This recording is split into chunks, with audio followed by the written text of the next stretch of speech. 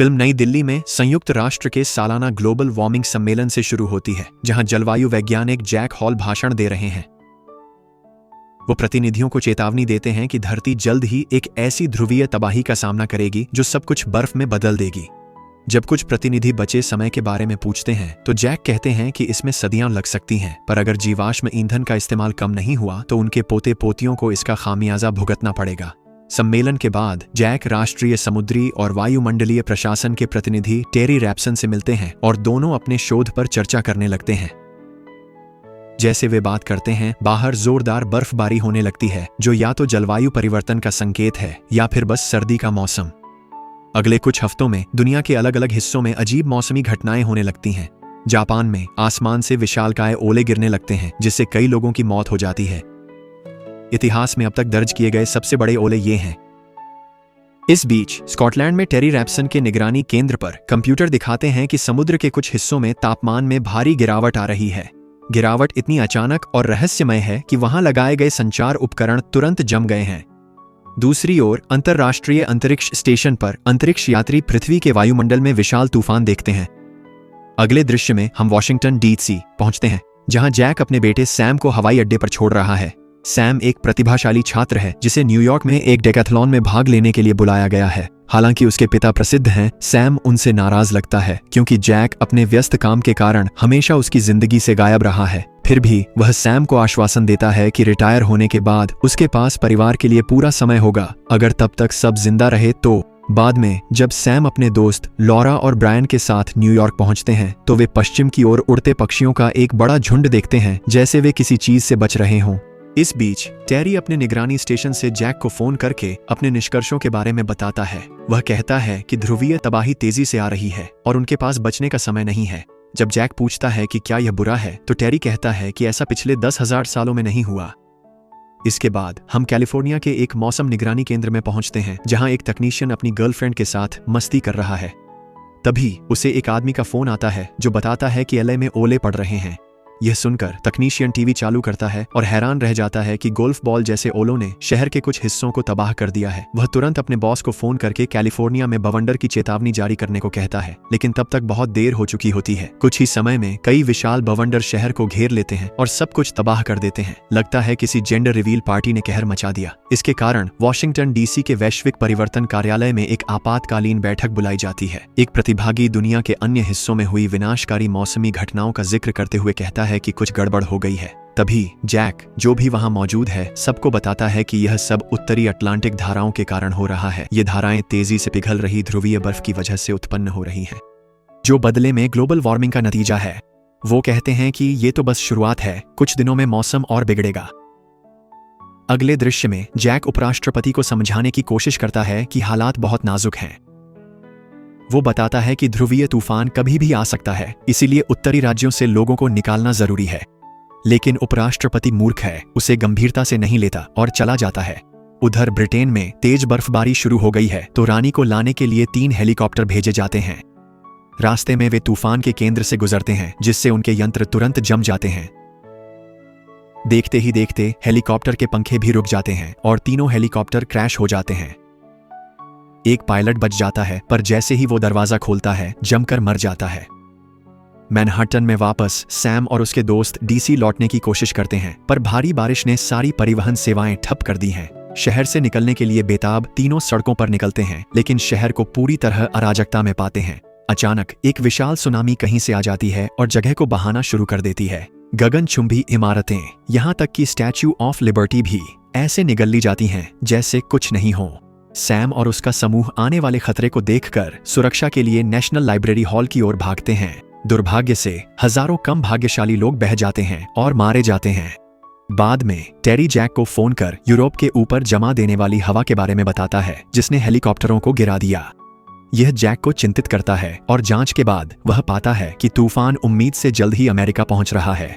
वास्तव में सब कुछ जम जाने से पहले उनके पास सिर्फ 48 घंटे बचे हैं। इसके बाद वह मौसम की भविष्यवाणी देखता है जो दिखाती है कि दुनिया के अलग अलग हिस्सों में 3 विशाल मौसम प्रणालियां बन रही हैं। वे दिन ब दिन बड़े हो रहे हैं और यूरोप में ध्रुवीय स्थिति शुरू हो चुकी है। इस बीच सैम लाइब्रेरी में फोन खोजता है क्योंकि वहां मोबाइल सिग्नल नहीं है। कुछ देर बाद वह नीचे जाकर एक फोन पाता है जो पानी में डूबा हुआ है। माता पिता को कॉल करने के लिए बेताब वह तैर कर वहां पहुंचता और कॉल करता है। जैक अपने बेटे के जीवित होने से खुश होकर उसे निर्देश देने लगता है। वह सैम को अंदर रहने और तूफान बीतने का इंतजार करने को कहता है।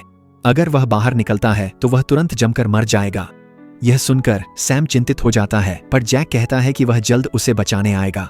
अगले दिन जब सब कपड़े और राशन जुटा रहे थे, उन्हें बाहर से एक अजीब आवाज सुनाई दी। खिड़की से झांककर वे एक मालवाहक जहाज को वहां से गुजरते देख हैरान रह गए।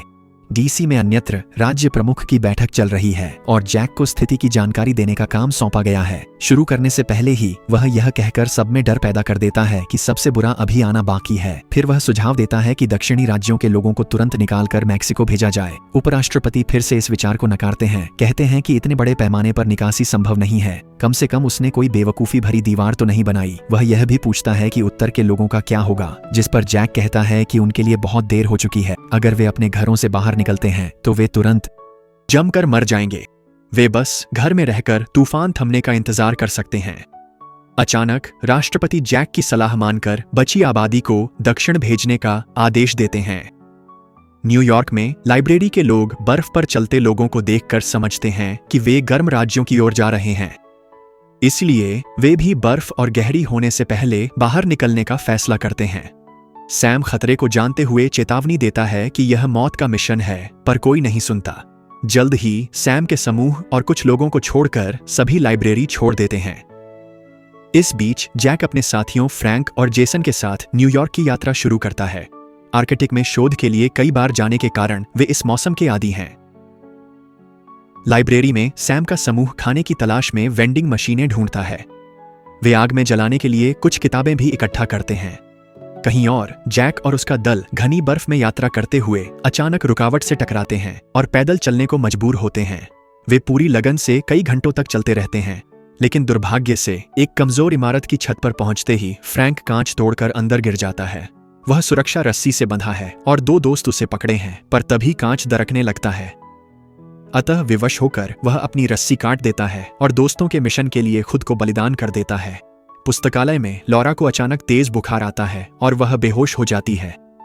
चिंतित समूह कारण खोजता है और पाता है कि उसके पैर में घाव है जिससे रक्त विषाक्तता हो सकती है। समूह की एक चिकित्सक महिला बताती है कि लॉरा को तुरंत पेनिसिलिन का इंजेक्शन चाहिए, नहीं तो अंग छेदन करना पड़ेगा। अपने दोस्त को बचाने के लिए बेताब सैम पास के मालवाहक जहाज में जाने का फैसला करता है। उम्मीद है कि वहां कुछ दवा मिलेगी। जैसे ही वह जाने वाला है, ब्रायन और एक अन्य व्यक्ति जेडी भी उसके साथ जाने का फैसला करते हैं। अगले दृश्य में सैन्य अड्डे पर तैनात उपराष्ट्रपति को पता चलता है कि राष्ट्रपति की दुर्घटना में मृत्यु हो गई।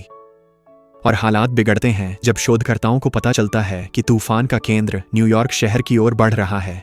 दूसरी ओर जैक और जेसन धीरे धीरे अपने गंतव्य की ओर बढ़ रहे हैं, लेकिन थकावट से जेसन गिर जाता है। नतीजतन जैक को अपने दोस्त को उठाकर ले जाना पड़ता है। पुस्तकालय से तीनों आखिरकार निकलते हैं और मालवाहक जहाज की ओर बढ़ते हैं, लेकिन रास्ते में पास के चिड़ियाघर से भागे भूखे भेड़ियों का एक झुंड उनकी गंध पकड़ लेता है। हमने अभी अभी जेडी से मुलाकात की है, तो वह पक्का मरने वाला है। सैम, ब्रायन और जेडी मालवाहक जहाज की रसोई में घुसते हैं और कुछ पेनिसिलिन पाते हैं। फिर वे और सामान के लिए जगह की तलाशी करते हैं, लेकिन अचानक भेड़ियों का झुंड उन पर हमला कर देता है। सैम और ब्रायन दूसरे कमरे में भाग जाते हैं, पर जेडी बुरी तरह घायल हो जाता है। मुझे पता था, फिर भी वे उसे भूखे जानवरों से बचा लेते हैं। जैसे ही तीनों बचने के उपाय सोचते हैं, सैम बाहर देखकर आसमान साफ होता देखता है। उसे एहसास होता है कि तूफान का केंद्र पास आ रहा है और समय कम है, इसलिए वह खतरे में पड़कर भेड़ियों को भटकाने के लिए बाहर निकलता है। फिर वह परित्यक्त जहाज पर दौड़ता है, भेड़ियों से बाल बाल बचते हुए। कुछ देर बाद वह दोस्तों से मिलता है, पर तब तक जेडी खड़ा नहीं हो पाता। इसलिए सैम और ब्रायन स्लेज लाकर दोस्त को लाइब्रेरी तक खींचते हैं। दूसरी ओर जैक जेसन को बर्फ में खींचते हुए तेजी से आती आंख देखता है। बिना देर किए वह बर्फ में किसी घर की तलाश करने लगता है। खुशकिस्मती से उसे एक खुला वेंट मिलता है और वह जेसन को अंदर फेंककर खुद भी घुस जाता है। दरवाजा बंद करते ही ठंड हमला करती है और हर चीज को जमा देती है। लड़के भी ठीक समय पर लाइब्रेरी पहुंचकर मौत से बच जाते हैं।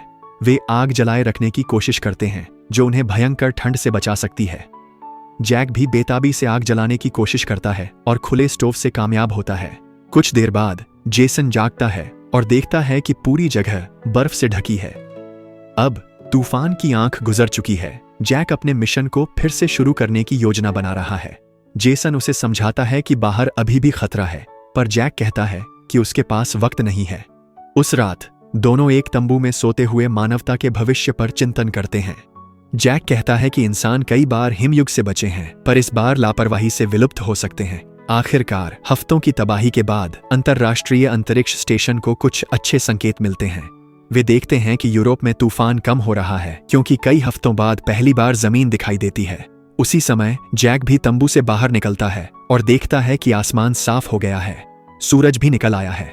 कुछ दूर चलने के बाद दोनों जमी हुई स्टैच्यू ऑफ लिबर्टी और बर्फ में फंसे कई जहाज देखते हैं। वे आखिरकार कष्टदायी दिनों के बाद मैनहट्टन पहुंच गए हैं। हालांकि जब वे जीपीएस से पुस्तकालय पहुंचे तो देखा कि वह पूरी तरह बर्फ में दब चुका था। वे हताश हो गए, सारी उम्मीद खो चुके। वे जाने लगे, पर तभी उन्हें बर्फ में एक छोटा सा छेद दिखा। बिना देर किए जैक उस छेद से पुस्तकालय में घुसा और जेसन उसके पीछे पीछे। दोनों ने सैम को खोजना शुरू किया और कुछ देर बाद सौभाग्य से उसे पा लिया। पता चला कि सैम और उसका समूह आग की वजह से अभी भी जिंदा थे। इस तरह पिता पुत्र आखिरकार भयानक मौसम में हफ्तों के बिछोह के बाद मिल पाए। फिर दृश्य मैक्सिको में बदलता है, जहां नए राष्ट्रपति को न्यूयॉर्क में बचे लोगों की खबर मिलती है।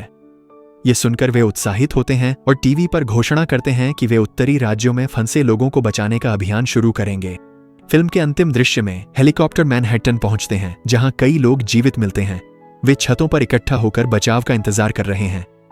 हेलीकॉप्टर जैक और उसके दल तक भी पहुंचते हैं, जिन्हें आखिरकार दक्षिण ले जाया जाता है। फिल्म अंतरिक्ष स्टेशन के एक यात्री के साथ खत्म होती है, जो पृथ्वी को देखकर कहता है कि यह सबसे साफ आसमान है जो उसने कभी देखा। वह यह भी कहता है, मैं यहाँ से बेजोस का रॉकेट देख सकता हूँ। ऐसे और वीडियो के लिए सब्सक्राइब करें, नोटिफिकेशन चालू करें और चैनल की मदद के लिए लाइक करें। देखने के लिए धन्यवाद।